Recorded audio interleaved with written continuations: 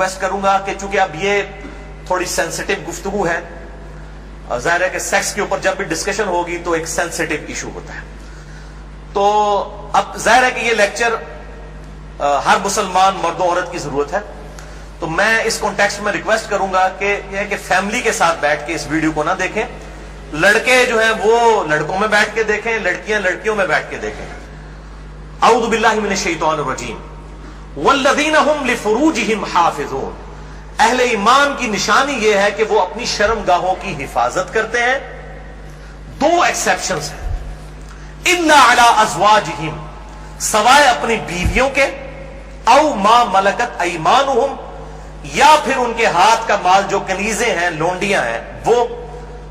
تو بھائیو، جو شرمگاہ کا استعمال ہے صرف دو صورتوں میں جائز ہے، اس میں سے بھی اب ایک صورت ہی پریکٹیکلی باقی رہ گئی ہے، وہ بیویوں کے ساتھ۔ اس کے علاوہ جتنی بھی چیزیں ہوں گی شرمگاہ کے استعمال کے پوائنٹ آف ویو سے وہ جائز نہیں ہوں گی، اور اس میں ٹاپ آف دا لسٹ چیز جو ہے وہ یہ مشت زنی والا ایشو ہے، جو نوجوان مردوں کے اندر ایک فتنہ پایا جاتا ہے ہینڈ پریکٹس کا، اس کی بھی حرمت اسی کے اندر امپلائیڈ ہے، یعنی کوئی مرد جو ہے وہ اپنے ہاتھ سے منی نکالے اور اپنی شہوت کی تسکین کرے، وَلِعَوْذُ بِاللَّهِ تَعَالَى۔ اور اسی قسم کے ایشوز فیمیلز کے اندر بھی پائے جاتے ہیں، اس کی ڈیٹیل میں جانے کی ضرورت نہیں ہے، اشارتاً بات ہی کافی ہے۔ اور اسلام کا ایک مزاج ہے حیا کے پوائنٹ آف ویو سے، وہ ہر مسلمان کو پتا ہے، اس میں قطعاً کوئی گنجائش نہیں بنتی اس قسم کے کوئی برے فعل کی کہ کوئی شرمگاہ کے ساتھ اس طریقے سے کھیلے۔ تو یہ جو شرمگاہ والا معاملہ ہے اور مشت زنی والا جو ایشو ہے میرے بھائیوں، یہ نہ صرف حرام ہے بلکہ یہ گناہ بھی ہے، اور گناہ کبیرہ زنا کی طرف لے جانے والا ہے۔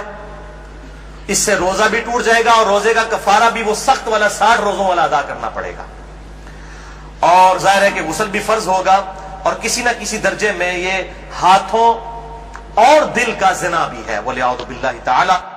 چنانچہ اسی کانٹیکسٹ میں ایک بڑی کریٹیکل حدیث ہے، صحیح بخاری اور صحیح مسلم کی متفقن علیہ حدیث ہے، صحیح بخاری میں 6612، صحیح مسلم میں 6754، اور مشکات میں بھی 86 نمبر پہ یہ حدیث موجود ہے کہ آپ صلی اللہ علیہ وسلم نے فرمایا کہ آنکھ کا زنا دیکھنا ہے، کانوں کا زنا سننا ہے، بے حیائی کی باتیں سننا، زبان کا زنا بولنا ہے، فحش گفتگو کرنا، ہاتھوں کا زنا پکڑنا ہے، ٹانگوں کا زنا چل کر جانا ہے، اور نفس تمنا اور آرزو کرتا ہے، اور شرمگاہ اس کی تصدیق کر دیتی ہے، وَلِعَوْذُ بِاللَّهِ تَعَالَى۔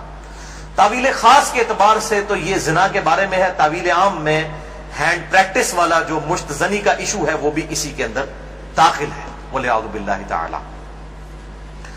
اب ظاہر ہے کہ اگر اس قسم کی بیماری میں کوئی شخص مبتلا ہے، اس کا علاج کیا ہے؟ توبہ کرے اور اللہ کی طرف رجوع لائے، اور اللہ تعالیٰ نے اس حوالے سے ایک نیچرل پروسیس بھی رکھا ہوا ہے، یعنی مردوں کے لیے خصوصاً احتلام کا، نائٹ فال کا ایشو ہے کہ جو ایکسیسو اس طرح کی جو انسان کے جسم کے اندر مادے بنتے ہیں وہ آٹومیٹکلی ایک فزیکل فینومینا آف نیچر کے تحت نکل جاتے ہیں۔ بہرحال اپنی شہوت کو کنٹرول کرنے کے لیے آپ صلی اللہ علیہ وسلم نے علاج تجویز فرمایا، سب سے بڑا علاج، اور وہ ہے نکاح۔ اور اگر نکاح نہ ہو تو پھر کیا علاج؟ صحیح بخاری اور صحیح مسلم کی متفقن علیہ حدیث ہے، بخاری میں 5066 اور مسلم میں 3398، اور مشکات میں بھی موجود ہے 3080 نمبر۔ آپ صلی اللہ علیہ وسلم نے فرمایا، اے نوجوانوں کے گروہ، تم میں سے جس کے پاس استطاعت ہے وہ نکاح کرے، یعنی جو فائنینشلی سپورٹ کر سکتا ہے، جس کے پاس اتنا خرچہ ہے کہ معاملات کو لے کر چل سکتا ہے۔ یہ فائنینشلی میں کیوں کر رہا ہوں؟ وہ حدیث کے الفاظ اس کی حفاظت کر رہے ہیں۔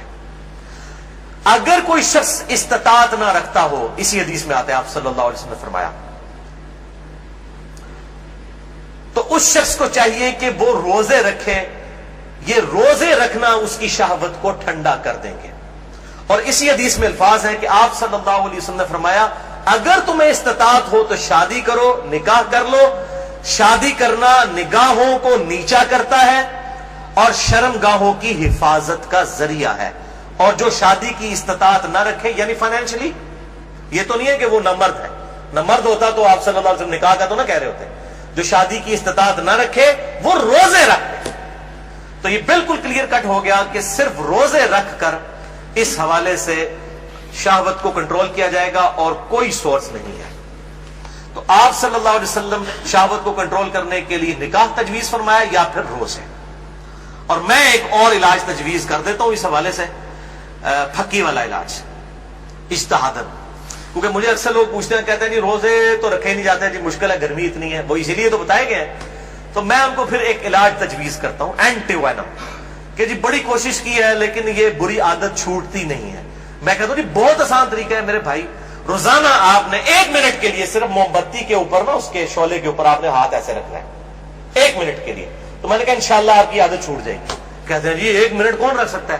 تو میں نے کہا میرے بھائی 1 منٹ آپ اس کی پریکٹس نہیں کر رہے تو آپ نے تو انشاءاللہ تعالی اس گناہ کی وجہ سے جلنا ہے جا کے دوزخ میں. تو آج سے پریکٹس شروع کریں. اور بخاری و مسلم کی حدیث ہے کہ جو آخرت کی آگ ہے وہ دنیا کی آگ سے 70 گنا زیادہ تیز ہے، اس میں تو تلا جائے گا. یہاں تو ہم صرف آپ کو مشورہ دے رہے ہیں کہ آپ موم بتی کے فلیم کے اوپر صرف ہاتھ رکھ کے 1 منٹ کی پریکٹس تو شروع کریں نا. تو کہتے ہیں نا جناب آگے دیکھی جائے گی جا کے. تو اللہم اجرنا من النار، تو یہ پریکٹس کرنی شروع کریں تو انشاءاللہ تعالی خود بخود صبر نصیب ہو جائے گا.